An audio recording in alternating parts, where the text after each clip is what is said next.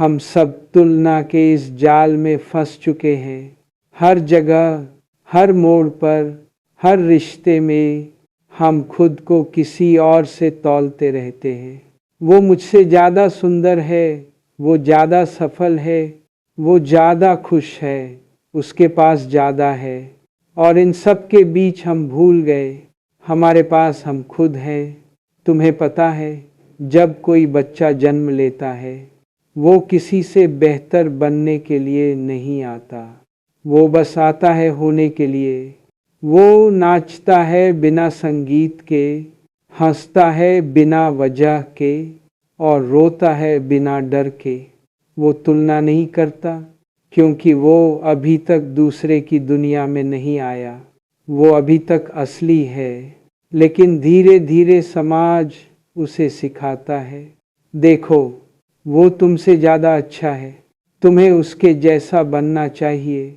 और यहीं से आत्मा की हत्या शुरू होती है।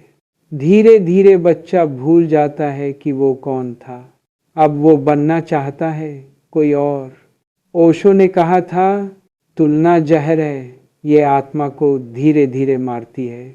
और सच यही है, हर बार जब तुम किसी और की सफलता देखकर खुद को छोटा महसूस करते हो, हर बार जब तुम किसी की मुस्कान देखकर अपनी मुस्कान खो देते हो, हर बार जब तुम दूसरों की उपलब्धियों से अपनी कीमत घटा देते हो, तब तुम अपनी ही आत्मा को घायल करते हो। सोशल मीडिया ने इस जहर को और गहरा बना दिया है। अब हर कोई दिखा रहा है कि वो कितना खुश है, कितना खूबसूरत है, कितना परफेक्ट है। लेकिन सच्चाई ये है, वो भी तुम्हारी तरह ही टूटा हुआ है, अकेला है, खोज में है। बस उसने अपनी उदासी पर एक फिल्टर लगा दिया है और तुम उस फिल्टर। धीरे धीरे जब तुम भीतर की इस निस्तब्धता में उतरने लगते हो, तो तुम्हें एहसास होता है कि तुम्हारा जीवन कभी किसी और के लिए नहीं था। तुम्हें किसी से बेहतर नहीं बनना था, तुम्हें बस अपने आप को खिलाना था। तुम एक बीज थे और हर बीज का खिलना अलग होता है।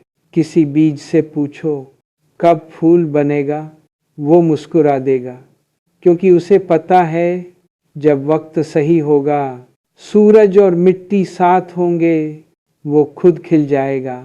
उसे जल्दबाजी नहीं है। लेकिन इंसान, वो हमेशा जल्दबाज है। वो हमेशा सोचता है मैं पीछे रह गया, और यही सोच उसकी आत्मा को बीमार बना देती है। ओशो कहा करते थे, तुम्हारा खिलना तब होगा जब तुम तुलना करना बंद करोगे, क्योंकि तुलना तुम्हें बाहर ले जाती है और खिलना हमेशा भीतर से होता है। तुम्हें किसी को हराना नहीं है, तुम्हें खुद को जीतना है, क्योंकि असली विजय तब होती है जब तुम्हारा मन तुम्हारे अधीन हो जाता है, जब तुम अपने विचारों के गुलाम नहीं रहते, बल्कि अपने विचारों के साक्षी बन जाते हो। देखो, जब तुम किसी को सफल देखते हो, तब तुम्हारे भीतर जलन क्यों उठती है? क्योंकि तुम खुद को भूल चुके हो। अगर तुम खुद से जुड़े होते तो किसी की सफलता तुम्हें प्रेरणा देती, न कि जलन। जो खुद से मिल गया वो दूसरों में भी खुद को देखता है। फिर वो किसी से ईर्ष्या नहीं करता, क्योंकि उसे पता होता है हर आत्मा अपनी ही यात्रा में है। तुम्हें बस इतना याद रखना है, तुम अधूरे नहीं हो, तुम बस अनजान हो।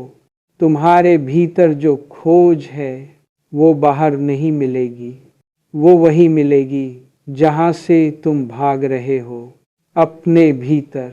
खुद से मिलना मतलब खुद को स्वीकारना, अपनी गलतियाँ, अपनी कमी, अपना दर्द, सबको गले लगाना।